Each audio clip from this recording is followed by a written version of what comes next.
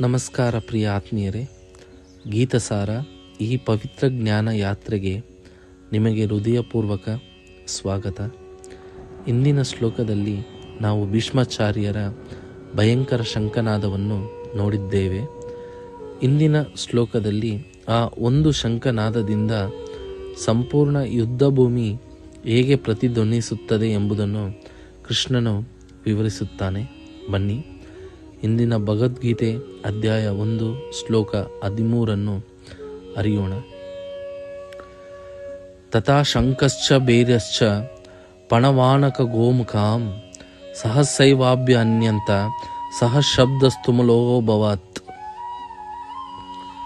ನಂತರ ಶಂಖಗಳು, ಬೇರಿಗಳು, ಪಣವಾಗಳು, ಆನಕಗಳು, ಗೋಮುಖ ವಾದ್ಯಗಳು ಒಟ್ಟಾಗಿ ಒಂದೇ ಸಮಯದಲ್ಲಿ ಮೊಳಗಿದವು. ಅದರ ಶಬ್ದವು ಅತ್ಯಂತ ಭಯಂಕರವಾಗಿ ಹರಡಿತು. ಈ ಶ್ಲೋಕದ ಒಳ ವಿವರಣೆ ಹೀಗಿದೆ. ಈ ಶ್ಲೋಕವು ಯುದ್ಧ ಭೂಮಿಯ ಮೊದಲ ಮಹತ್ವದ ಶಬ್ದ ಸ್ಫೋಟವನ್ನು ವಿವರಿಸುತ್ತದೆ. ಭೀಷ್ಮರ ಶಂಖನಾದದ ನಂತರ ಕೌರವ ಸೇನೆಯ ಎಲ್ಲ ವಾದ್ಯಗಳು ಒಟ್ಟಾಗಿ ಮೊಳಗುತ್ತವೆ. ಗಮನಿಸಿ, ಸಹಸೈವ, ಒಂದೇ ಕ್ಷಣದಲ್ಲಿ. ಇದು ಏನನ್ನು ಸೂಚಿಸುತ್ತದೆ ಎಂದರೆ ಯುದ್ಧದ ಉಗ್ರತೆ, ಹೊರಗಿನ ಹೋರಾಟ, ಶಬ್ದ ಮೂಲಕ ಧೈರ್ಯ ತೋರಿಸುವ ಪ್ರಯತ್ನ.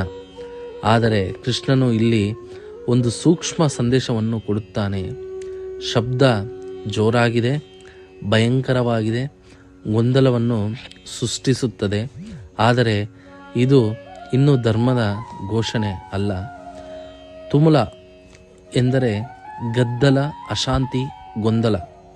ಅಧರ್ಮದ ಪಕ್ಕದಲ್ಲಿ ಯಾವಾಗಲೂ ಹೆಚ್ಚು ಶಬ್ದ, ಹೆಚ್ಚು ಗರ್ಜನೆ, ಹೆಚ್ಚು ಗೊಂದಲ. ಯುದ್ಧ ಭೂಮಿಯಷ್ಟೇ ಅಲ್ಲ, ಜೀವನಕ್ಕೂ ಅನ್ವಯಿಸುತ್ತದೆ. ಈ ಶ್ಲೋಕದಿಂದ ಜೀವನಕ್ಕೆ ಅನ್ವಯವಾಗುವ ಅರ್ಥ, ನಮ್ಮ ಜೀವನದಲ್ಲೂ ಜಾಸ್ತಿ ಶಬ್ದ ಇರುವ ಜಾಗದಲ್ಲಿ ಜಾಸ್ತಿ ಶಾಂತಿ ಇರುವುದಿಲ್ಲ. ಗೀತೆ ಹೇಳುವುದು, ನಿಜವಾದ ಶಕ್ತಿ ಶಾಂತವಾಗಿದೆ, ನಿಜವಾದ ಧರ್ಮ ಮೌನವಾಗಿದೆ.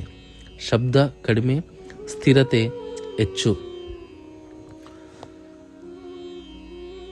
ಪ್ರಿಯ ಸ್ನೇಹಿತರೆ, ಈ ಶ್ಲೋಕ ನಮಗೆ ಒಂದು ಸತ್ಯವನ್ನು ನೆನಪಿಸುತ್ತದೆ. ಜೋರಾದ ಶಬ್ದ ಸತ್ಯವಲ್ಲ, ಶಾಂತವಾದ ಧರ್ಮವೇ ಶಾಶ್ವತ. ನಮ್ಮ ಜೀವನದಲ್ಲೂ ಗದ್ದಲಕ್ಕಿಂತ ಗುರಿಯನ್ನು ಆಯ್ಕೆ ಮಾಡೋಣ, ಶಬ್ದಕ್ಕಿಂತ ಸತ್ಯವನ್ನು ಹಿಡಿಯೋಣ. ನಾಳೆ ಮತ್ತೊಂದು ದಿವ್ಯ ಶ್ಲೋಕದೊಂದಿಗೆ ಮತ್ತೆ ಭೇಟಿಯಾಗೋಣ. ಒಂದು ಶ್ಲೋಕ, ಒಂದು ಚಿಂತನೆ, ಒಂದು ಜೀವನ ಬದಲಾವಣೆ. ಹರೇ ಕೃಷ್ಣ.